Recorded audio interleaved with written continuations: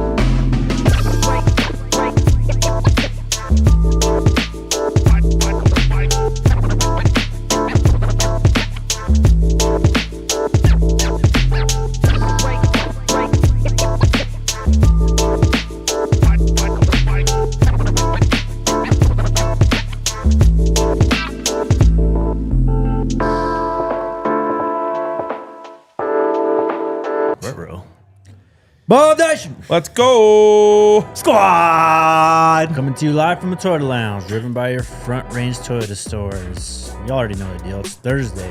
DNVR Buffs Live. Scouting, picks. New leader in picks, by the way. Oh my god. Get to it. And one of y'all is going to take in the court today. Uh-oh. The court of the public opinion. Uh-oh. We'll dig into that.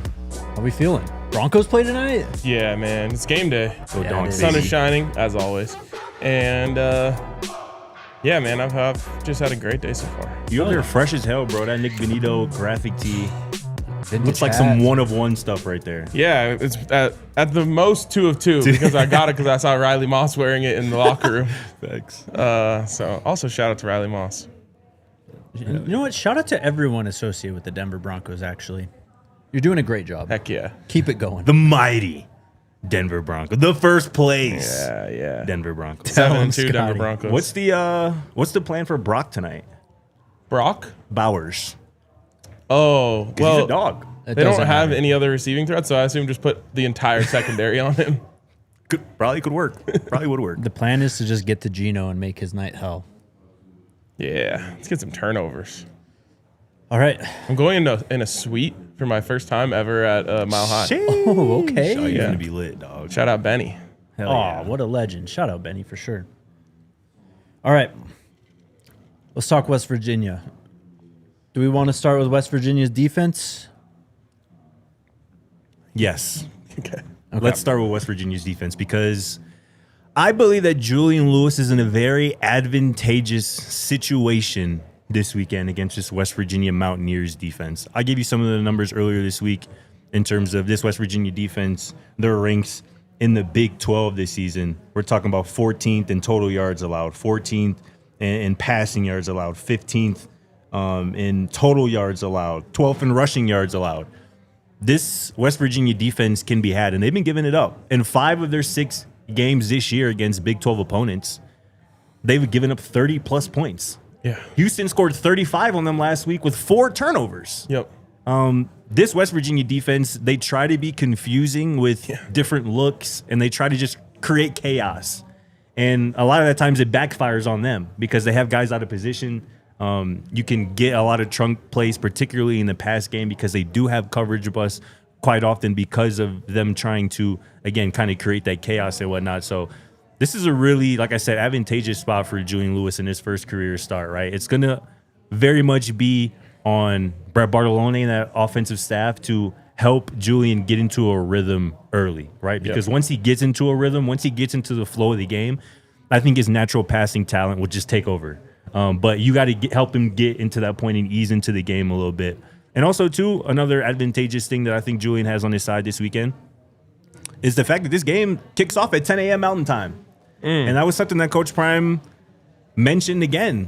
His last kind of quote in the presser on Tuesday was this, quote, he goes, "We're a daytime team. We perform better in the morning because that's normally when we get up and get after it." You can hate that. That can annoy you.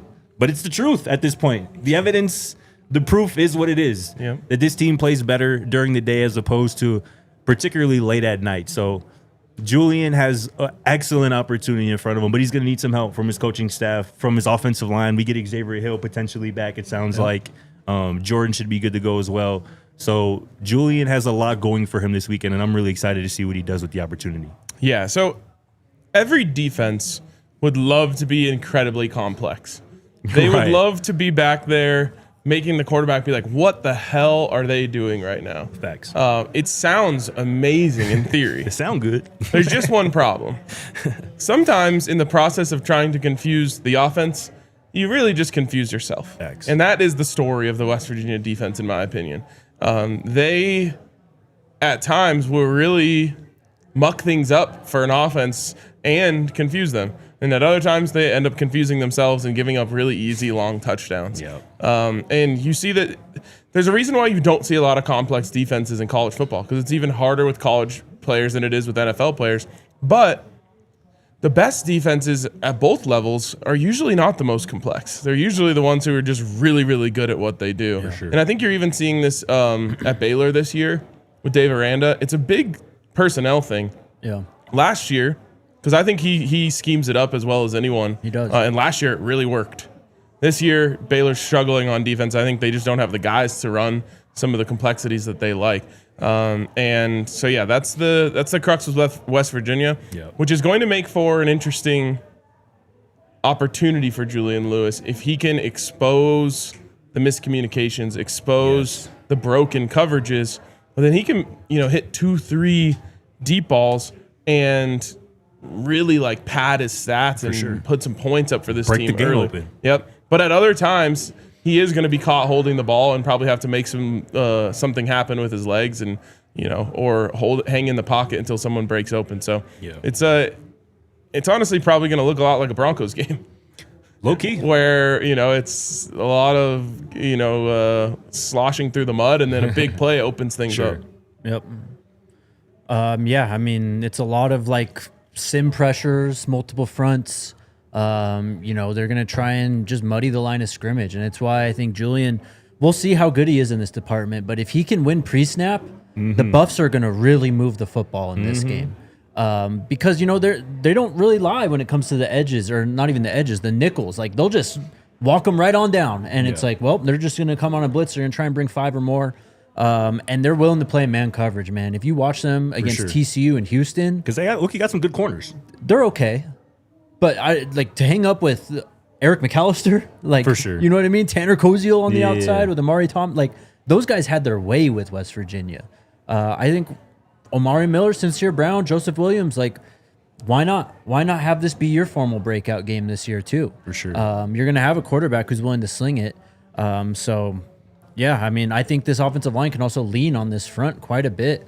Houston definitely did, and Houston's really good up front on both sides of the ball, but they were just ripping off chunks against West Virginia. And like you said, it really was the turnovers. Wegman had 2 passes just out the back of his hand, like weird stuff. So, look, Colorado should be in this game the entire game. Like, they really should.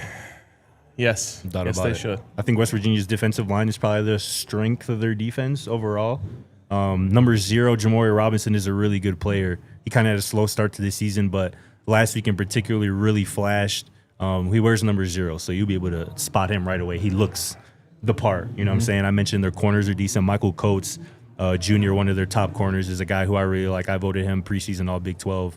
So they got some talent, but they struggle at safety. Linebacker core isn't great. This has got to be a real balanced game plan with Julian Lewis in mind. Use the run to set up the pass.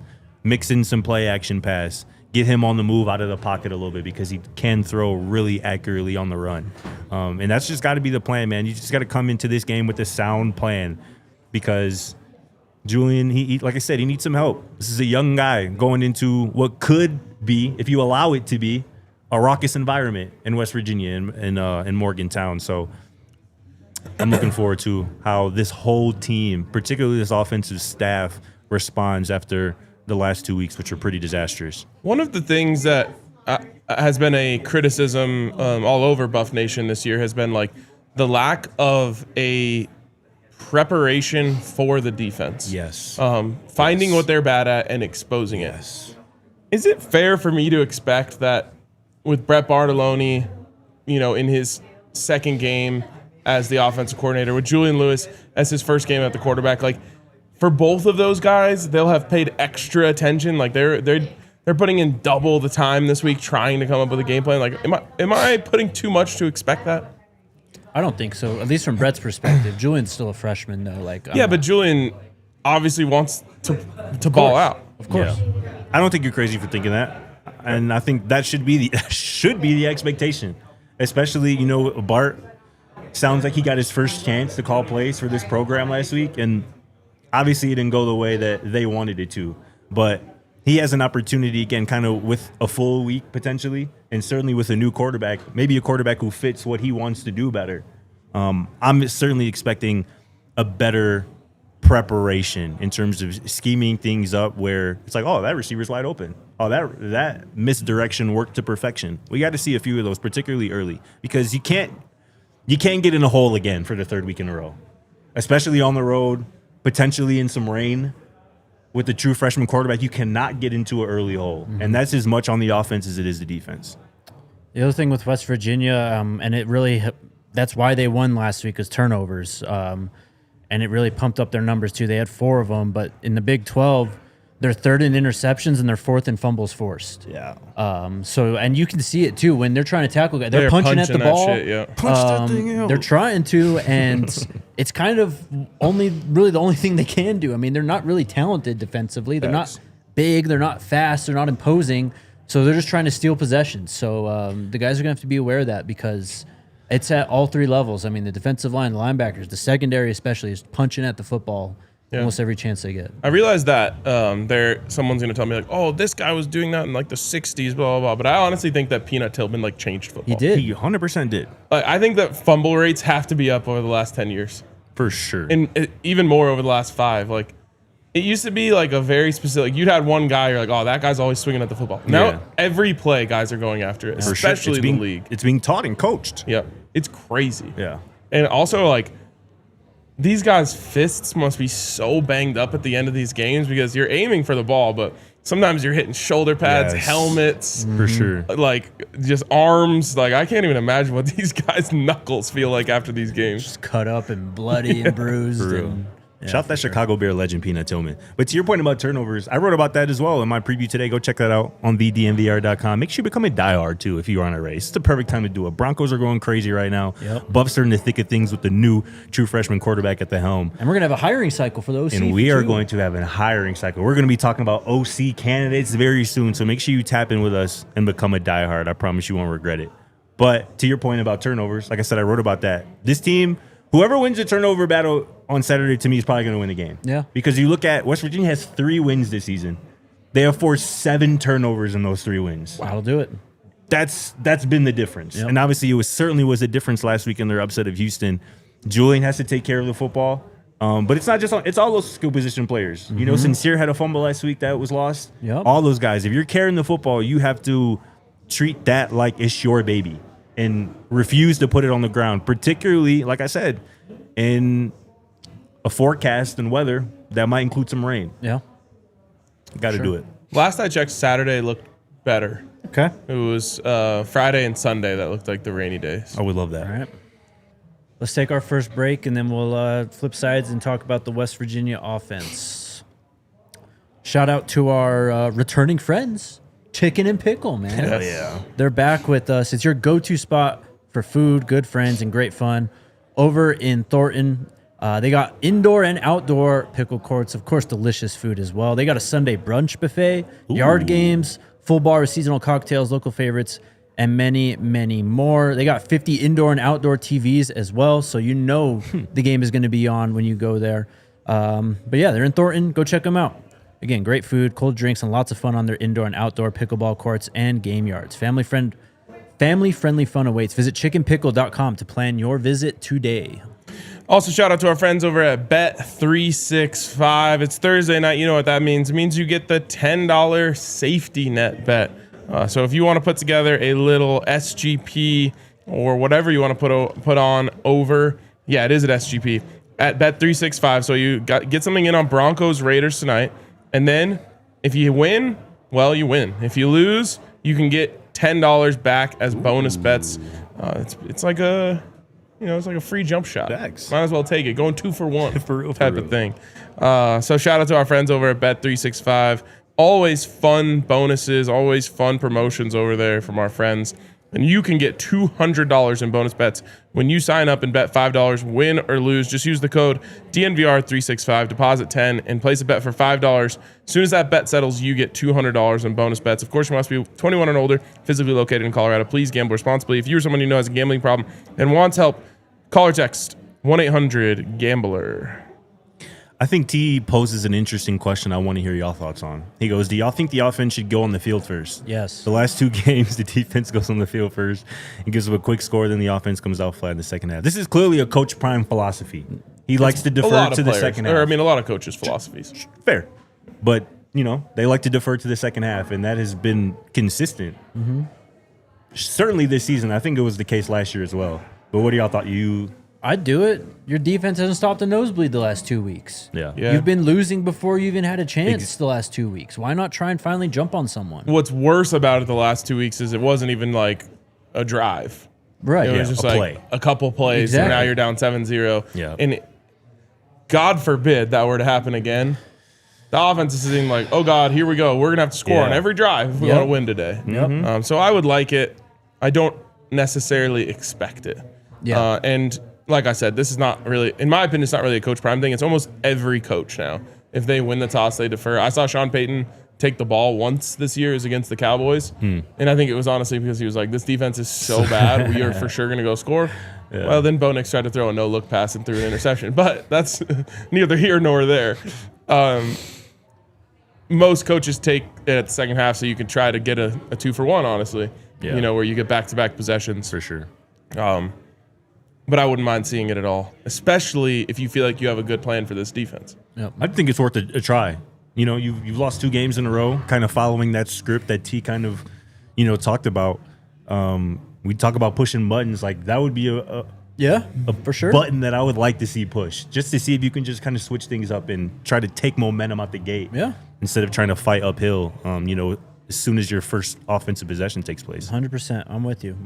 We'll see if it actually happens, though. Yeah. Okay, we did Know Your Enemy earlier today with Keenan Cummings. He covers West Virginia for WestVirginiaSports.com, part of the Rivals and On3 network, too. Here he is talking about Scotty Fox Jr. Obviously, this will be his, really played the last 3 games, this one included, but he's kind of got some spot work every now and then early in the season. So here's what he's seen from Scotty Fox Jr. as he's progressed throughout the season. I want to start there, Keenan, with Scotty Fox Jr. I watched pretty much all of that game last week as it was going on against Houston. He seems to really play with fire that gets the rest of that offense and that team kind of juiced up and ready to play. What do you make of kind of Scotty Fox's his game and kind of just what he brings to this offense is kind of with a different kind of dimension, I would say? Yeah, I have the added benefit that I cover recruiting too. So I was there when he was getting recruited. I was there when he was at prospect camps under Neil Brown. And I said at the time, I thought he was the best high school quarterback that Neil Brown had brought in, just from a pure skill level.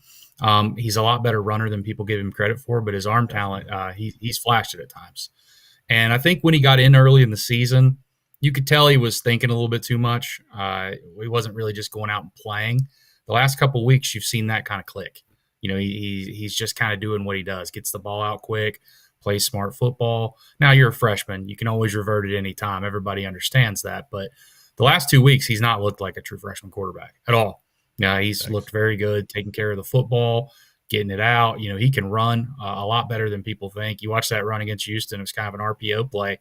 Yeah. And he kind of did that himself, just took off, ran right up the middle, and nobody was near him. So he can scoot. What he brings to this offense is some stability.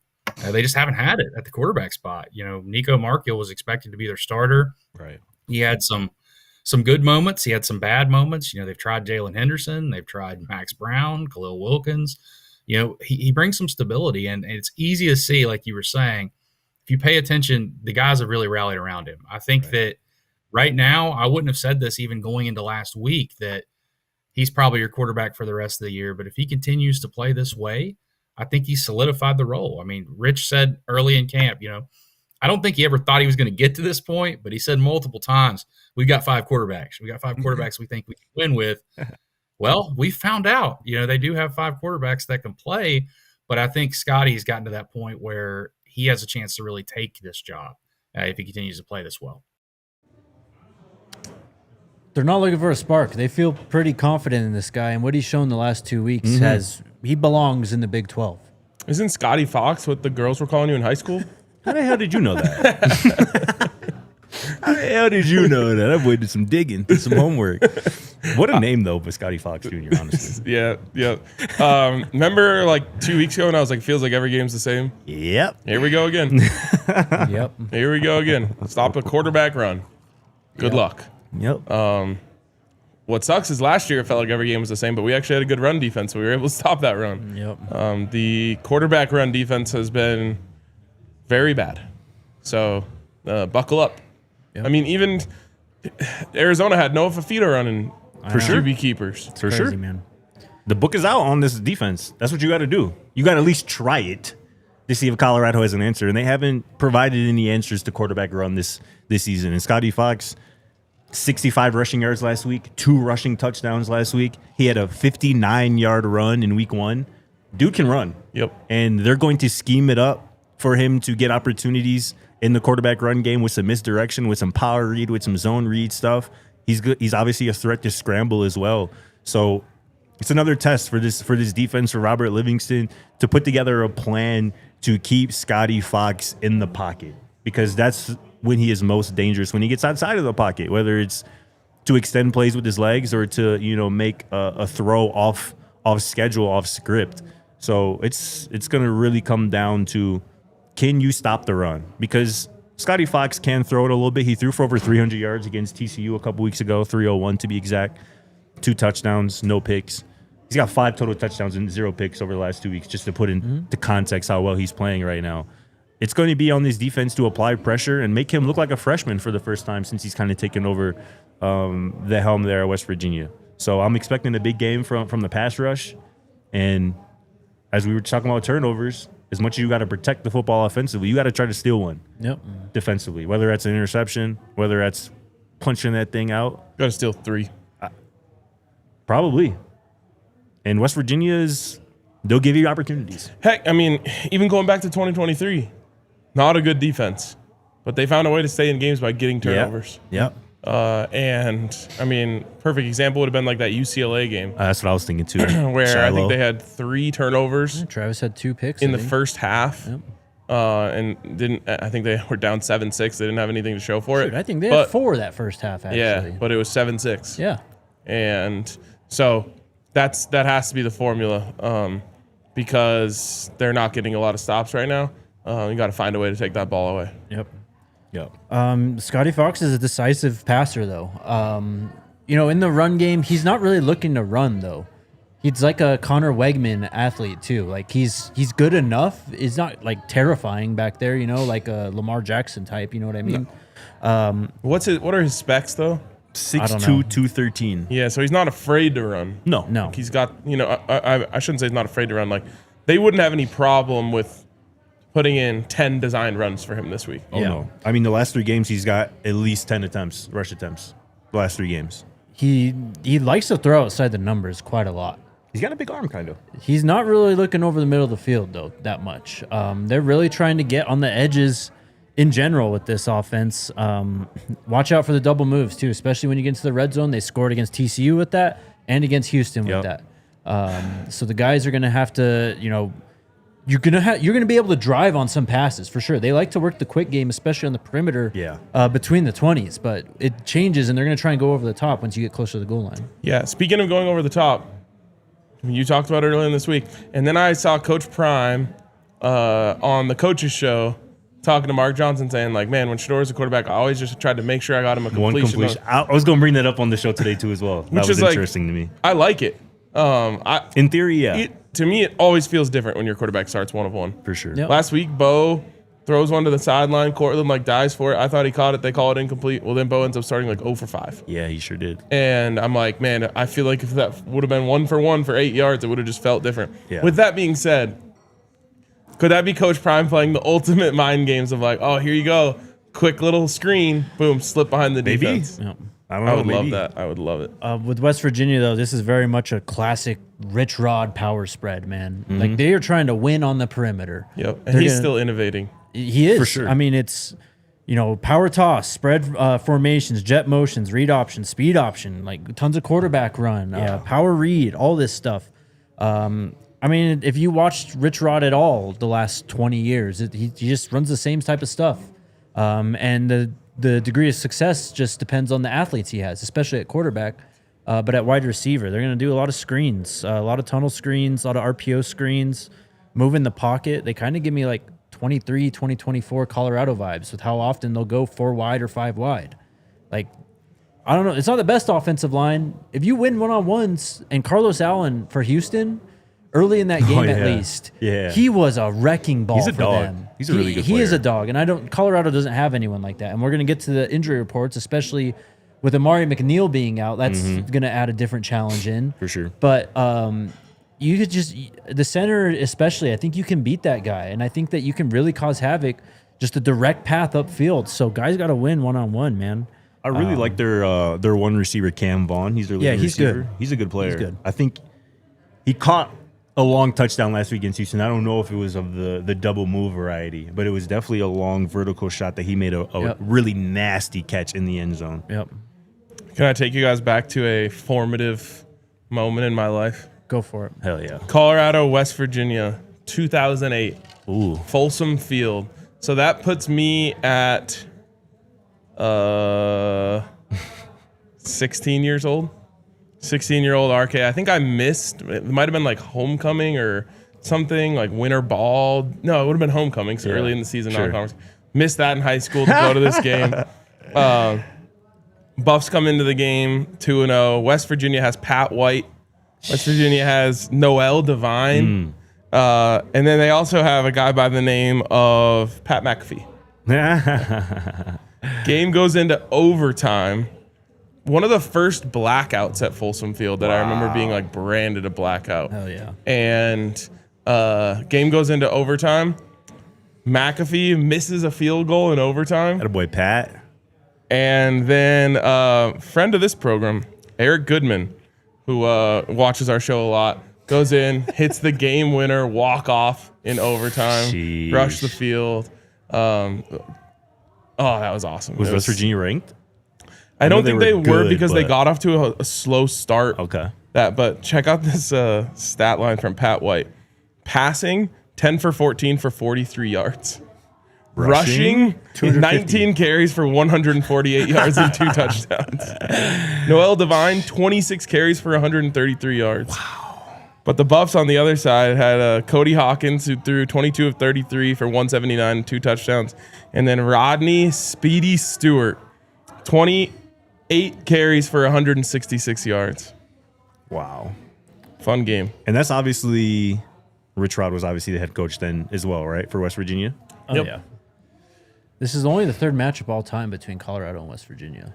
Yeah, I think there was a home and home right there, and then this one. Because the Big East was collapsing. They joined the Big 12 around that time when those 2 games went. And then, obviously, the Pac-12 happened. Our friend Scotty McKnight was in that game, too. Hell Hell yeah. yeah. Shout out, Scotty. Scotty. See what he had. 4 catches for 21 yards. Dog. Anything else on West Virginia at all before we move on? I don't think so. All right. Let's take our next break. Shout out our friends over at Game Time. Whether it's football, basketball, concerts, events, whatever's going on in your city, hit up our friends over at Game Time. When you do that and download the app, use the promo code BUFFS, BUFFS, you'll get $20 off your first purchase. Check out their picks feature. It shows you the view directly from their seat. Also shows you the best deals in the stadium so that you know you're getting really stretching your dollar and getting your dollar's worth every time you hit up our friends at Game Time. Also, you can wait up until as late as you want, really. The prices do drop on Game Time the closer you get to the game start. Again, download the app, create an account, use code BUFFS, BUFFS, for $20 off your first purchase. Terms apply. Again, create an account, redeem code BUFFS, BUFFS, for $20 off. Tap Ticket Go. Download the Game Time app today. What time is it?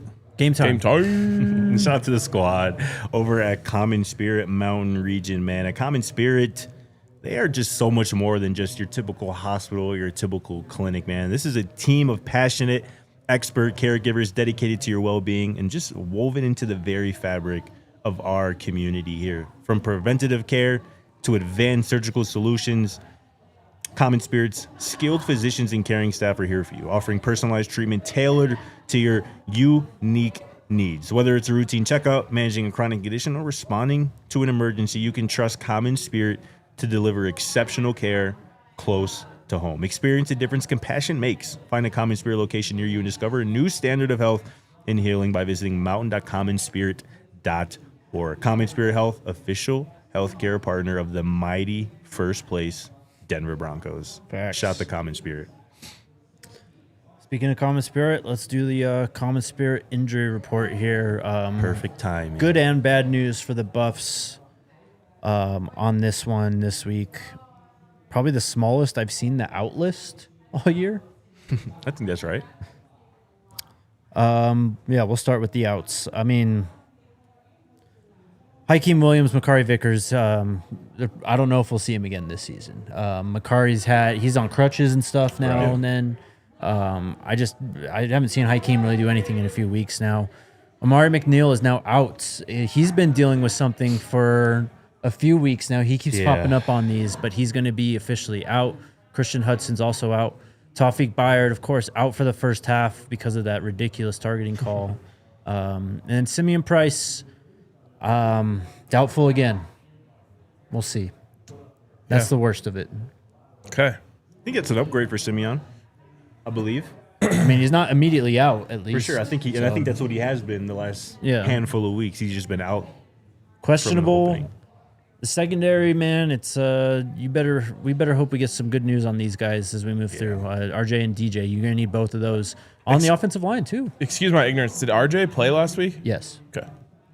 I'm gonna double check that because I think I looked and I think he was suited up, but I don't think he actually played a snap. I thought he was out there again. Anyways, You might be right, but Coach Prime said this week that he wishes he could suit up this week because they're thin at cornerback. Yeah. And I Been ran thin into all year. I ran into DJ after the game, and he was banged up, and I think that's a legit questionable tag for DJ this week. So hopefully, one of those guys are going to be ready to go, if not both. Jordan also appearing on the injury report for questionable, so that's a massive one to monitor, obviously. RJ played one snap last week. Yeah. Okay, so not really. Probable Tana Parks, Omari Miller, Joseph Williams, Ben Finiseth.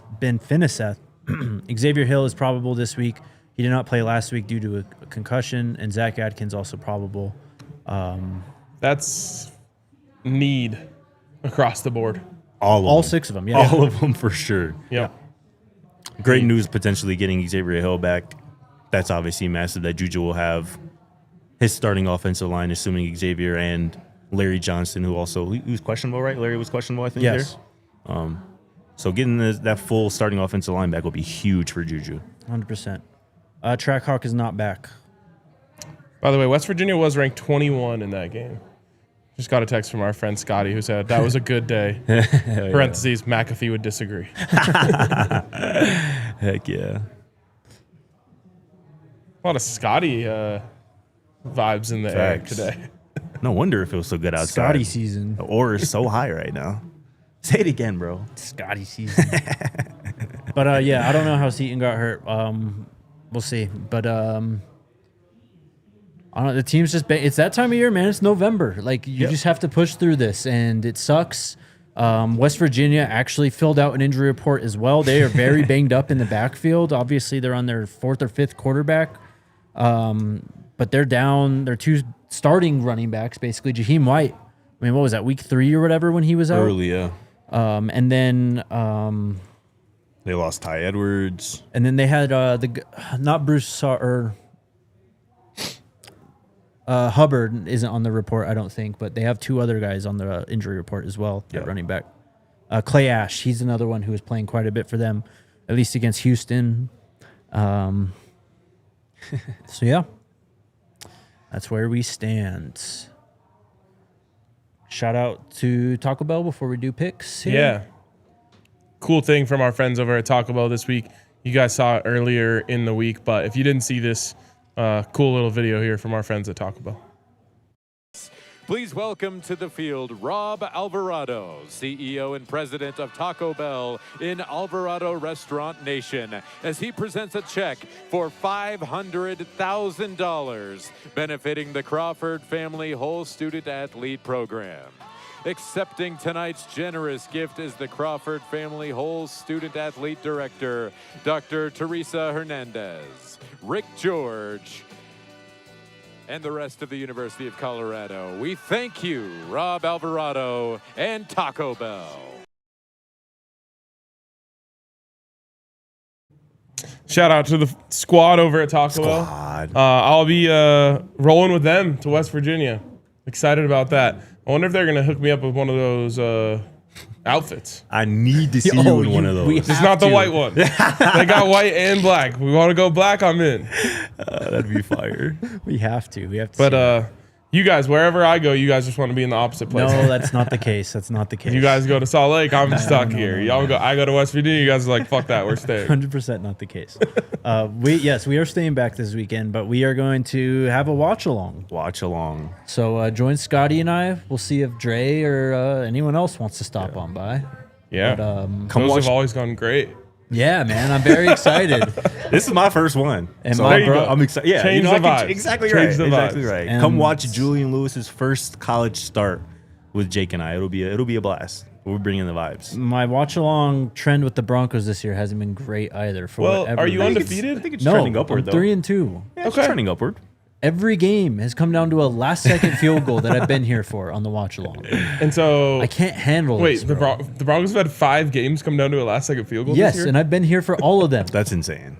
That is crazy. Jets and Giants. The 2 losses, the Chargers and the Colts Chargers, game, Colts. Yeah, sure. the Jets game, the Right. Giants game, and then who did we play last week? weekend. No, Texans. Yeah, Yeah. exactly. That's crazy. Isn't Bro. that ridiculous? The freaking NFL is insane. It really is, dude. In is- which way? It's just every game is close. Yes. Yeah. Like the other night when the Seahawks blew out whoever. Who did they blow out on primetime Sunday night? Seahawks? They killed someone. Commanders? I can't even They remember. blew out the Commanders, and the whole time, like even when they went up like 28-7 or something, I'm like, it's not this easy. This is the NFL. They're gonna find a way to come back. Now they didn't in that one, but like Right. that's the feeling For you sure. have watching any NFL game. Yep. All right. There's the housekeeping. We ready, boys? Always ready. Yes, sir, ski. First off, a couple things to get to. Oh, picks. I didn't even look at the games. That's how confident I am. Let's go. A couple things to get to here. First off, there's a new leader in picks.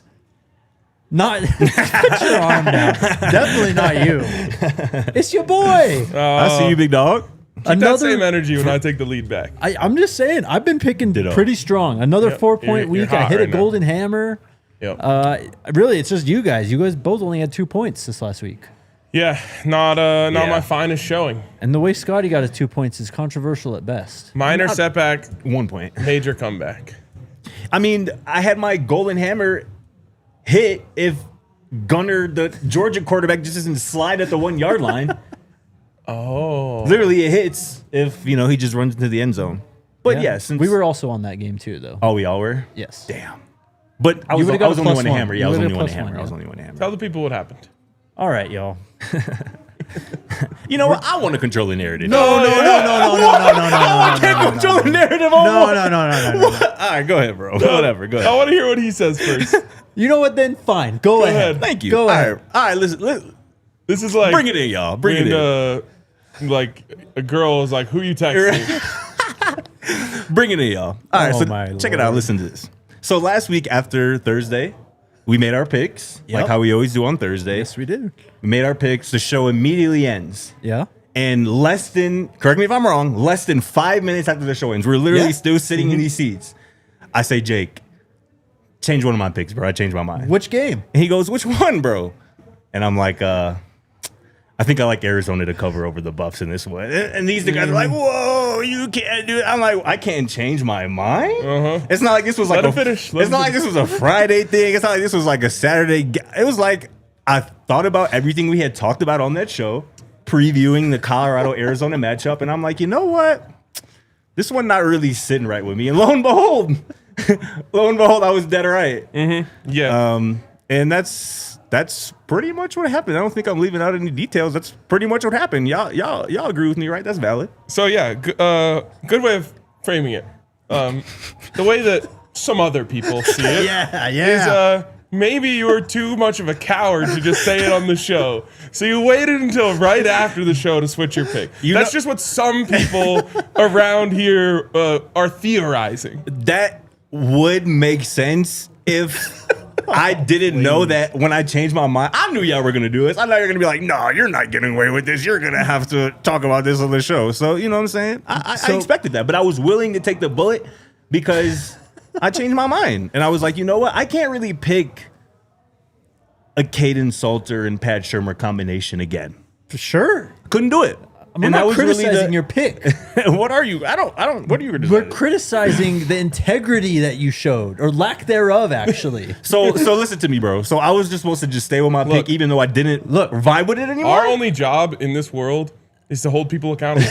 That's literally on our job description. That's all we can do. All we can do is hold people accountable. You know, in this case, I think you need to be held accountable. No, here's the thing.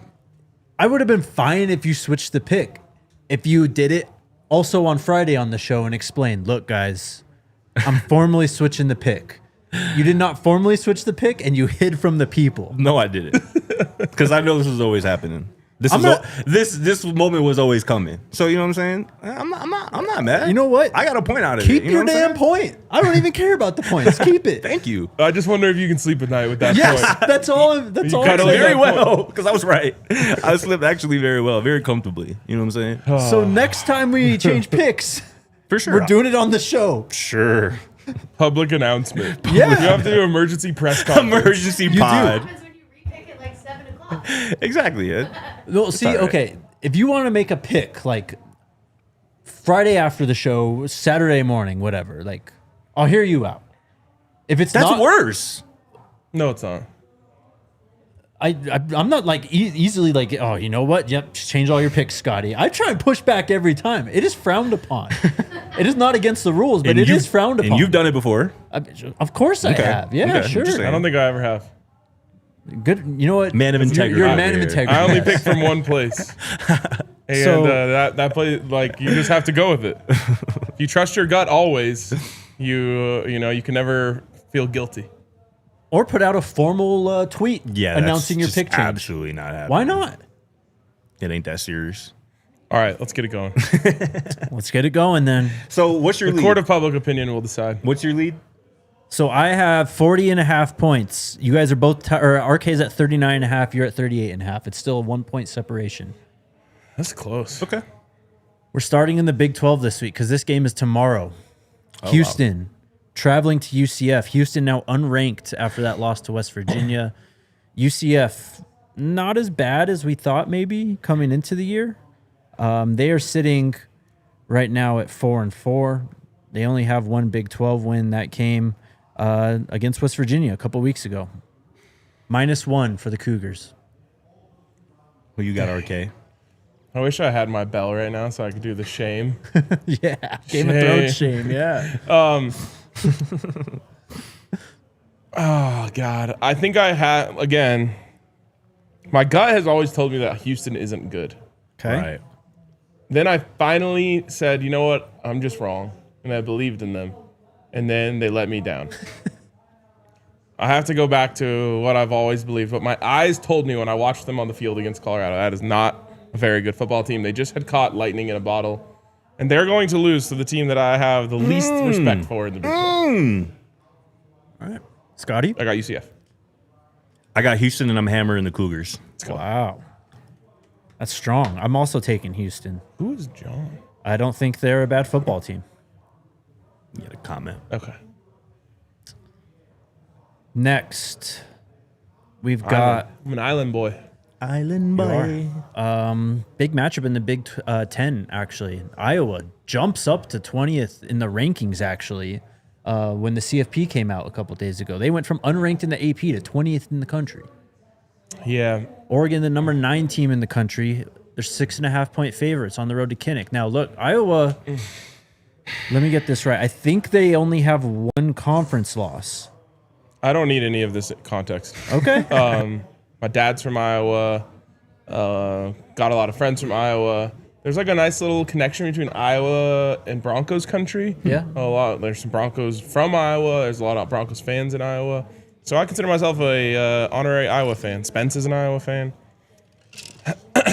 You said you didn't want the context. So. I don't want the context. Okay. I don't want the context. They are going to lose this game by 30. Wow. Sorry. I watched them like somehow squeak their way into the Big 12 championship or into the Big 10 championship game and then just get smoked by Ohio State. Like they just don't win games like this. We're going to find out for real how good they are these next 2 weeks. They got Oregon this week. They go to USC next week. They have played 2 other ranked teams, however. They, of course, played Iowa State in a rivalry game early in the season. And Iowa State sucks. Kind of a wash, yeah. It was a 3-point loss for Iowa. But a few weeks ago, they went to Indiana. Yeah. Yeah, kept that really close. And they kept it really close, 20-15. I'm taking You with the Iowa at Hawkeyes? home. I think I love am it. too. I hope I'm on the other side, Alyssa. I hope that happens. Like I said, I'm an honorary Iowa fan. I think I'm with you, Jake. I think right. I like the Hawkeyes to cover, not win, but cover, keep it close. 40-6 or some stupid shit. Cornholy's calling this a rat line, though. Rat line would probably be in Iowa's favor. Yeah. It just feels easy Because to pick everybody's the like, Ducks. what? Oregon to win by a touchdown? Hell yeah. And I'm not doing it because of that. I'm doing it because I've watched Iowa play in these games. They don't have the athletes. I don't know if Oregon's that good, though. I don't think so either. They're a good team. I don't know if they're one of the best teams in the country, though. They're just super athletic and fast and all the things that Iowa isn't. Yeah. Is there a name for this rivalry? LSU Bama? I'm not sure. It's the largest coffee shop in America. Let's see what First we got. Saturday in November. Oh, there you go. Yep. That's a date. That's When it's happening. That's what it's called. That's what it's called. Come on, y'all. First Saturday in What's November. going on in the SEC? I don't know. They're mailing in their rivalry names. This is in Tuscaloosa. LSU, do they get the fired or the interim head coach bump in this game? They're 10-point dogs. Who's their interim head coach? No idea. It No is idea. Frank Wilson. Tell me a little bit about him. Show me a picture. So Frank Wilson is the running backs coach at Alabama. He's been there since. He was the running backs coach at Alabama? I mean, he's the interim head coach now. At LSU. Or, I'm sorry, LSU. I I was gonna say. apologize. Gotcha. He's been at LSU since 2022 as assistant head coach and running backs coach. Before that, he was head coach at looks like McNeese State and UTSA. I bet you if they win, they give all the credit to the offensive coordinator. Does LSU even have one anymore? Is this a pick'em? No, it's minus 10 Alabama. Minus 10. bro. I don't know why I didn't see that on the graphic. Alabama's kind of rolling. I don't really know what to make of this, so I'm not going to lie. It's at Bama. If it was Death Valley, I would go that way, but I'll go Bama. I'm taking Bama as well. LSU's actually, you know what? I'm taking LSU. LSU's good defensively. It's a rivalry game. I'm taking that. That Bama swoop coming out of my head kind of makes me look like the Devil's Demon. Low key. That's kind of wild. Give me, man. 10 is a lot, dude. I think I'm with you, Jake. All right. Me, LSU. I'll take LSU, Alyssa. Who's Scotty? Okay, never mind. Next one. I thought I was going to try to make her move it so you had horns too.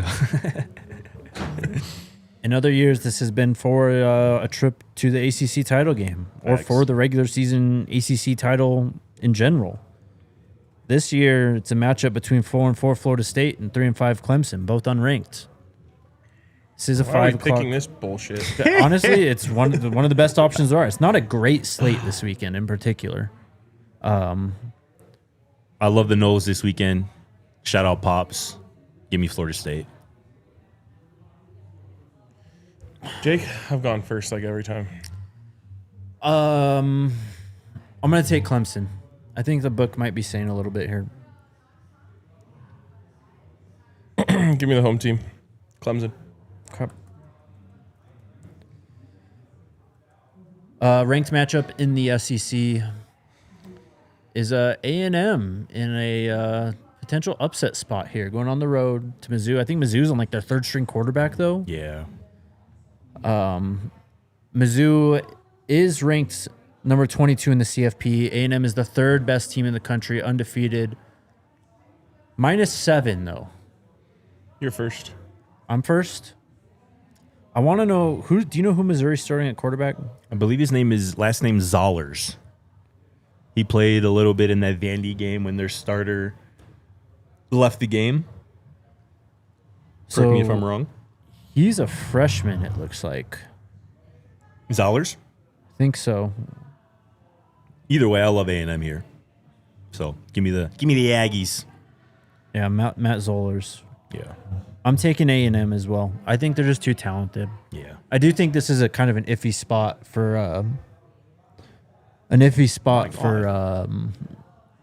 A&M though. Why you always get into I don't know. stuff like that? Who are you picking, RK? A&M. To the Big 12 we go. Iowa State travels to Fort Worth to take on TCU.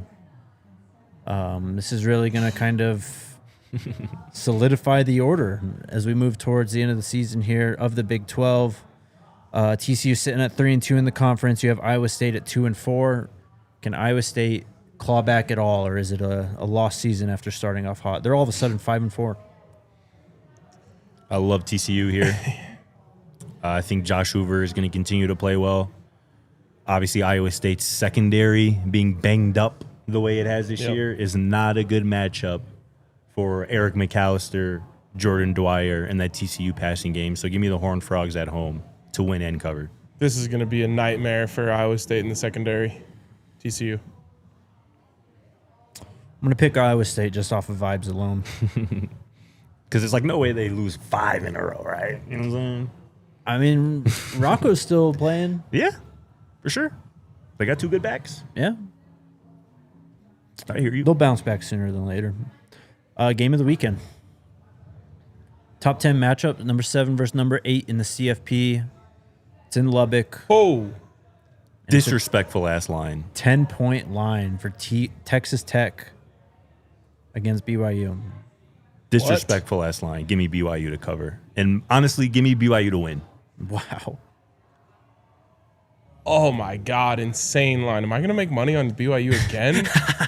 I have to start donating to the Mormon church. You took Florida State, right? Yes, I did. Yeah, give me BYU. I mean, wow. Disrespectful line. That team, they just fight too hard. But that's also what I said about Cincinnati. So, Yeah. I'm taking Texas Tech. They're one of the best teams in the country. They're better than BYU. Okay. fun. Let me retroactively hammer Texas A&M. I like that. Yep. Last game, our game, Colorado, West Virginia, 10 a.m. local, Is that noon an old Eastern. school Buffs logo? It looks pretty. I like that. Looks kind of It sick. makes me feel good. Gives me good nostalgic vibes. Minus 6.5. I think this is going to be a shootout, y'all. I think both teams score 30 plus. Okay. You, by the way, you are on pick change probation in Buffs games. Whatever you say here is exactly, final. 100%. Good, as it should be. Give me the Buffs to Okay. cover. I've always taken the Buffs. I am also taking the Buffs. And I am going to hammer the Buffs. Wait a second. No, I'm kidding. Hold I'm out. kidding. No, I'm kidding. I'm hammering the Buffs. You're hammering the Buffs? Hammering the Okay. Buffs. Okay. I'm just making sure I got this all right. Houston -1 at UCF tomorrow night. No, No. that's me. Oh, that's Scotty. Sorry. RK's on Texas A&M against Missouri. I'm on Colorado at West Virginia. God, I love that from you. Showing a lot of fucking balls. Me? I respect it. Hell yeah. We are the only game, or besides the Colorado game, the only game we're all on the same side is the Texas A&M game. The game. Oh, wow. Okay. So Glad you I could hammered actually that get one. some separation there. Yeah. Yep. As picks, All right. any last minute changes? Anyone? Well, now that you mention it. Go Let ahead. me stop. Do we have anything else we need to hit? Yeah, we should mention this. Okay, this is what out. There was some very bad news that came through today from the NFL. Marshawn Nealand unfortunately passed away. Very, very sad situation. And, obviously thoughts and prayers with him and his family and all that. But this was a guy who was very close to being a part of the Buff family. Might have been part of the Buff family for a little bit as far as we know. Had a locker in the facility, all that stuff. Yep. Re-enters the portal, goes back to Western Michigan, has a fantastic season. Colorado could have definitely used him that year. He ends up going like top 50 out of Western Michigan on the defensive line. Yeah. Making an impact for the Cowboys, and then just devastating news today. Yeah, horrible. Thoughts with his family, his friends, anyone that cared about him, the whole Dallas Cowboys organization. And then also, I want to give some recognition to members of our ALLCITY family, DLS Cowboys podcast, who I thought did like a really raw and authentic and important show this morning, and really showed a side that I don't think you could get anywhere else in media. And so I was really, really proud of those guys for the way that they handled that situation, which must have been incredibly difficult. But I think, it's just important to note, and something that they really touched on, like, you never know what anyone's going through. Yep. This is a guy who was 24 years old, making millions of dollars, just scored a touchdown on a punt block on Monday Night Football. Right? Yeah. Was it Monday night? sure. Yeah. I mean, baby on the way. Like, you just, you could think someone has everything and it just doesn't matter. And so in honor of DLS Cowboys podcast and Jeff, who's the host of that show, he ends every show by saying, be nice to everybody. You never know what someone's going through. And I think that's real. Facts, Great man. words to live by. I mean, check on your people, man. Check on your homies. Even the strong ones are the ones that you think are strong. Yep. Because like you just said, you don't know what people are going through behind closed doors, inside their own head. This is real stuff, man. Rest in peace to him, and sending love and prayers to his family. Absolutely, man. Yeah, kind of a tough note to add to end on, but that's the show today. Pregame will be tomorrow. We'll be here. Neely's going to be out with the team, so we're going to have him remotely. We're going to get a bunch of cool stuff from him from this week as well on the show, so that's going to be something to look forward to. And then, again, watch along for the game. So up. live at right before 10 a.m. on Saturday. We'll see y'all then. Go check out Know Your Enemy as well. Yep. We all silly like the mayor.